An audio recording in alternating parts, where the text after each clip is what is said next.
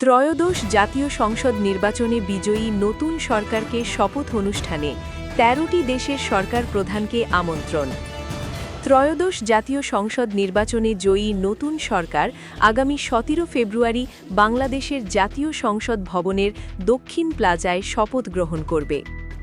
আজ পাওয়া তথ্য অনুযায়ী শপথ অনুষ্ঠানে কয়েকটি গুরুত্বপূর্ণ দেশের সরকার প্রধানদের আমন্ত্রণ জানানো হয়েছে, যাতে অংশগ্রহণের মাধ্যমে বাংলাদেশ দেশের ঐক্য ও কূটনৈতিক সম্পর্কের গুরুত্ব উঠে আসে।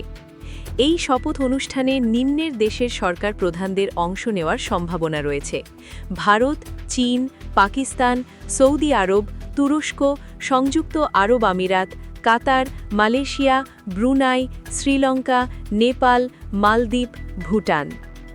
যদিও অনেক দেশের সরকার প্রধানের উপস্থিতি নিশ্চিত হয়নি বা পরিবর্তন হতে পারে, তবে এই আমন্ত্রণ তালিকাটি আন্তর্জাতিক সহযোগিতা ও ডিপ্লোম্যাসি জোরদারের একটি ইঙ্গিত বহন করছে। আমরা আশা করি এই শপথ অনুষ্ঠানে আমরা সকল আমন্ত্রিত অতিথিদের স্বাগত জানাতে পারব। এটি আমাদের দেশের আন্তর্জাতিক সম্পর্কের নতুন অধ্যায়ে গুরুত্বপূর্ণ হবে।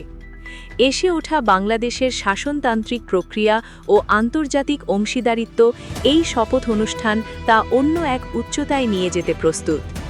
নিউজ ডেস্ক, দেশ সংবাদ 24।